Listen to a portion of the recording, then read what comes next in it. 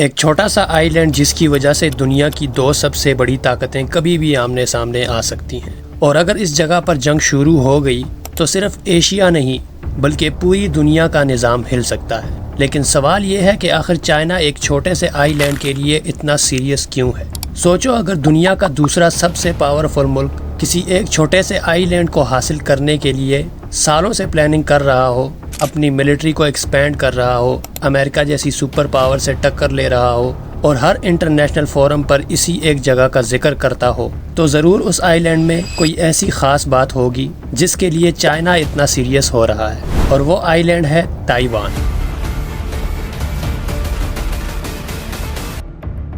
آج تائیوان دنیا کے نقشے پر ایک چھوٹی سی جگہ لگتا ہے۔ اس کا ایریا بہت زیادہ بڑا نہیں، پاپولیشن بھی چائنا کے مقابلے میں کچھ بھی نہیں، لیکن پھر بھی چائنا اسے اپنے لیے اتنا امپورٹنٹ سمجھتا ہے کہ چائنیز پریزیڈنٹ شی جن پنگ کئی دفعہ اوپنلی کہہ چکے ہیں کہ تائیوان کو چائنا کے ساتھ ملانا ان کا مشن ہے، چاہے فورس یوز کرنی پڑے۔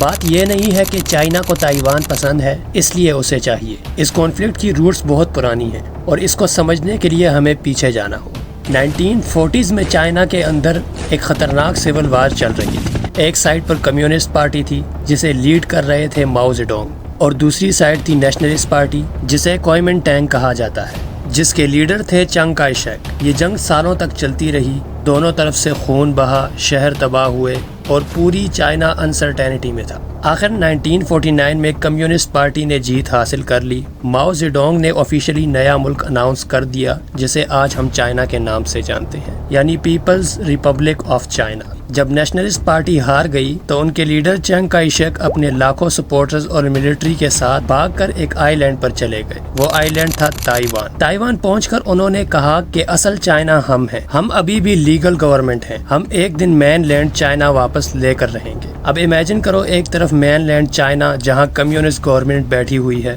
دوسری طرف تائیوان جہاں پوری چائنیز گورنمنٹ بیٹھی ہے اور خود کو اوریجنل چائنا کہہ رہی ہے۔ یہیں سے کانفلکٹ شروع ہوا۔ چائنا نے کبھی تائیوان کو الگ ملک ایکسیپٹ نہیں کیا۔ بیجنگ کا کہنا تھا کہ تائیوان ہمارا ہی حصہ ہے، جو ٹیمپریری ہم سے الگ ہوا ہے، ہم اسے ایک دن واپس لیں گے۔ لیکن تائیوان دھیرے دھیرے اپنی الگ آئیڈینٹی ڈیولپ کرتا گیا۔ وقت گزر گیا، تائیوان نے اپنی اکانومی سٹرانگ کر لی، ڈیموکریسی اسٹیبلش کر لی، الیکشنز شروع ہو گئے، لوگوں نے خود کو چائنا سے الگ سمجھنا شروع کر دیا۔ آج تائیوان کے بہت سے لوگ خود کو چائنیز نہیں تائیوانیز کہتے ہیں، اور یہی بات چائنا کو سب سے زیادہ پریشان کرتی ہے۔ چائنا کا ماننا ہے کہ اگر تائیوان آفیشلی انڈیپینڈنٹ ہو گیا تو دنیا کو سگنل ملے گا کہ چائنا اپنی ٹیریٹری کنٹرول نہیں کر سکا۔ اور یہ بات صرف ایگو کا مسئلہ نہیں، چائنا کے اندر کچھ اور ریجنز بھی ہیں جہاں انڈیپینڈنس موومنٹ کبھی کبھی دیکھنے کو ملتی ہیں۔ اگر تائیوان سکسیسفلی الگ کنٹری بن گیا تو دوسرے ریجنز بھی انسپائر ہو سکتے ہیں۔ اس لیے چائنا کے لیے تائیوان کا ایشو نیشنل سیکورٹی کا ایشو بن چکا ہے۔ لیکن کہانی کا ایک دوسرا اور بھی خطرناک اینگل ہے امریکہ۔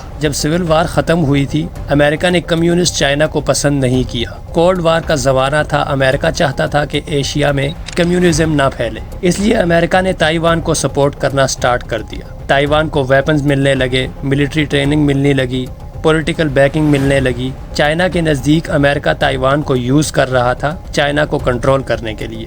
آج بھی سچویشن کچھ ایسی ہی ہے۔ آفیشلی امریکہ کہتا ہے کہ وہ تائیوان کو انڈیپینڈنٹ کنٹری نہیں مانتا، لیکن پریکٹیکلی امریکہ تائیوان کو ڈیفینڈ کرنے کے لیے بلینز آف ڈالرز کے ویپنز دیتا ہے۔ چائنا کے لیے یہ سیدھا چیلنج ہے۔ سوچو، اگر کوئی فورن پاور تمہارے ڈور سٹیپ کے بالکل پاس ملٹری سپورٹ دینا سٹارٹ کر دے تو تمہارا ریئیکشن کیا ہوگا؟ اسی لیے پچھلے کچھ سالوں میں چائنا نے تائیوان کے آس پاس ملٹری ایکسرسائزز انکریز کر دی ہیں۔ چائنا فائٹر جیٹس روز تائیوان کے ایئر ڈیفنس زون کے پاس نظر آتے ہیں۔ چائنیز نیوی تائیوان اسٹریٹ میں پیٹرولنگ کرتی رہتی ہے اور یہی میسج دینا چاہ رہی ہے کہ تائیوان کو بھول جاؤ ورنہ ہم فورس یوز کریں گے۔ لیکن یہ مسئلہ صرف پولیٹیکل ہسٹری کی وجہ سے نہیں ہے۔ تائیوان کے پاس ایک ایسی چیز ہے جس کے بغیر ماڈرن دنیا لٹرلی رک سکتی ہے۔ ایک ایسی ٹیکنالوجی جو تمہارا موبائل، لیپ ٹاپ، کار، گیمنگ کنسول بلکہ ملٹری میزائلز تک چلاتی ہے، اور اس چیز نے تائیوان کو دنیا کا سب سے ویلیویبل آئی لینڈ بنا دیا ہے۔ اور جب تم سمجھو گے کہ تائیوان کے پاس آخر ایسا کیا ہے، تب تمہیں ریئلائز ہوگا کہ چائنا اسے کسی بھی قیمت پر کیوں حاصل کرنا چاہتا ہے۔ دنیا کے نقشے پر تائیوان ایک چھوٹا سا آئی لینڈ ضرور ہے،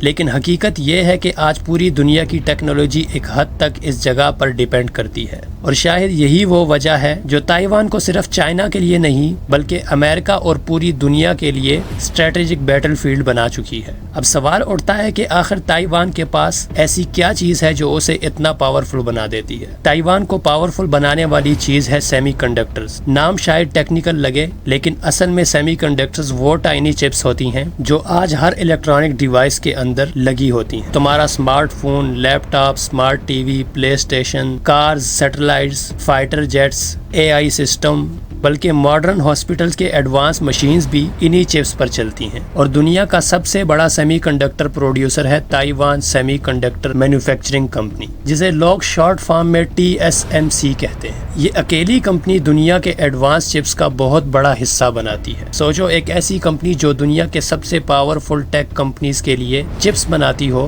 ایپل کے آئی فونز، نیویڈیا کے AI پروسیسرز، AMD کے کمپیوٹر چپس، بہت کچھ تائیوان سے لنکڈ ہے۔ اب یہاں کھیل خطرناک ہو جاتا ہے۔ چائنا دنیا کی مینوفیکچرنگ سپر پاور ہے، ہر چیز بناتا ہے، لیکن ایک جگہ پر چائنا ابھی بھی پوری طرح انڈیپینڈنٹ نہیں ہو سکا: ایڈوانسڈ سیمی کنڈکٹرز۔ چائنا خود اتنی ایڈوانس چپ بنانا ابھی تک پرفیکٹ نہیں کر پایا جتنی تائیوان بنا رہا ہے۔ اس کا مطلب اگر چائنا تائیوان کو کنٹرول کر لیتا ہے تو اس کے پاس دنیا کا سب سے امپورٹنٹ ٹیکنالوجی سپورٹ چین کا کنٹرول آ سکتا ہے، اور اگر ایسا ہوا تو گلوبل پاور بیلنس چینج ہو سکتا ہے۔ امریکہ یہ بات بہت اچھی طرح سمجھتا ہے، اس لیے امریکہ تائیوان کو کسی بھی قیمت پر چائنا کے کنٹرول میں نہیں دیکھنا چاہتا، کیونکہ اگر چائنا تائیوان اور اس کی چپ انڈسٹری پر قبضہ کر لیتا ہے تو ٹیکنالوجی کی دنیا میں چائنا انبیٹیبل ہو سکتا ہے۔ اور آج کی دنیا میں ٹیکنالوجی ہی اصل پاور ہے، لیکن سیمی کنڈکٹر صرف ایک اینگل ہے۔ تائیوان کی لوکیشن بھی بہت خطرناک امپورٹنس رکھتی ہے۔ میپ کو دیکھو تو تائیوان چائنا کے بالکل ایسٹرن کوسٹ کے سامنے ہے۔ اگر چائنا تائیوان کو کنٹرول کر لیتا ہے تو اس کی نیوی پیسیفک اوشن میں اور زیادہ فریلی موو کر سکے۔ ابھی تائیوان ایک نیچرل بیریئر بنا ہوا ہے۔ ملٹری ایکسپرٹس کہتے ہیں کہ تائیوان ایشیا کے اندر ایک اسٹریٹجک گیٹ کی طرح ہے۔ چائنا اگر اس گیٹ کو کراس کر گیا تو اس کا ملٹری انفلوئنس جاپان، فلپائنز اور پیسیفک ریجن تک انکریز ہو جائے گا، اور یہ چیز امریکہ اور اس کے الائز کو ڈرا رہی ہے۔ جاپان آلریڈی چائنا کے رائز سے پریشان ہے۔ Philippines south China Sea tensions کی وجہ سے پہلے ہی پریشر میں ہے۔ امریکہ کے ملٹری بیسز ایشیا کے ملٹیپل کنٹریز میں موجود ہیں۔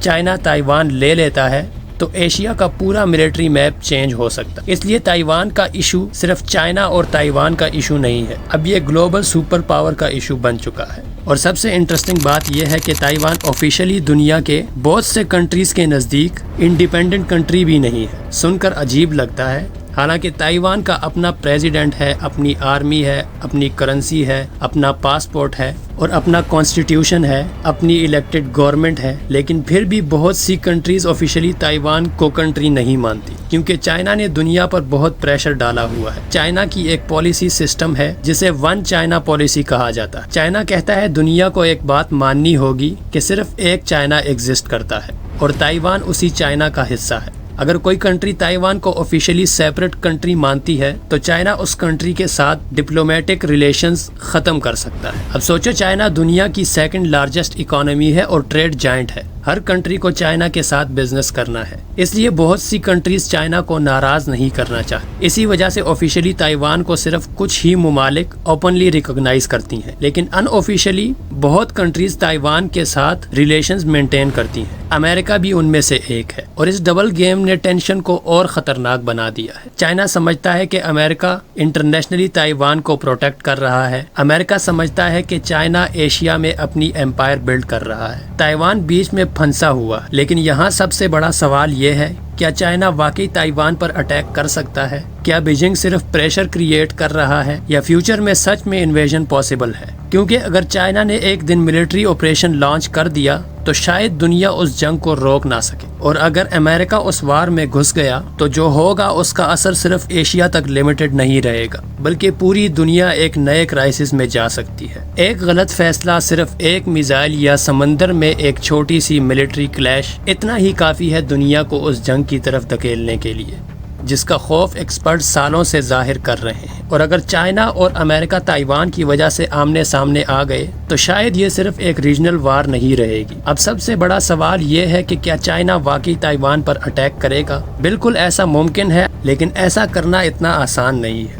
تائیوان پر اٹیک کرنا کوئی عام ملٹری آپریشن نہیں ہوگا۔ چائنا کو تائیوان تک پہنچنے کے لیے سمندر کراس کرنا پڑے گا، تھاؤزنڈز آف ٹروپس بھیجنے ہوں گے، نیول شپس ڈپلوائے کرنی ہوں گی، fighter jets continuously air support دیں گے، اور تائیوان کی ملٹری بھی خاموش نہیں بیٹھے گی۔ تائیوان نے سالوں سے اسی پاسبلٹی کے لیے اپنی ڈیفنس سٹرونگ کی ہوئی ہے۔ Modern missiles, advance radar systems, air defence network, اور سب سے امپورٹنٹ جیوگرافی۔ تائیوان کا ویسٹرن کوسٹ لائن کچھ جگہوں کو چھوڑ کر انویژن کے لیے آئیڈیل نہیں مانا جاتا۔ مطلب چائنا اگر اترنا بھی چاہے تو اس کے پاس آپشن لمیٹڈ ہے، اور اسی لیے ملٹری اینالسٹ کہتے ہیں کہ تائیوان انویژن ماڈرن ہسٹری کا سب سے ڈیفیکلٹ ایمفیبیس آپریشن ہو سکتا ہے۔ لیکن چائنا کی ملٹری ریپڈلی سٹرونگ ہو رہی ہے۔ پچھلے 20 سالوں میں چائنا نے اپنی army per billions of dollars خرچ کیے۔ آج چائنیز نیوی دنیا کی لارجسٹ نیویز میں کاؤنٹ ہوتی ہے۔ Hundreds of advance worship service میں ہیں، ہائپرسونک میزائل ڈیولپ کیے جا چکے ہیں،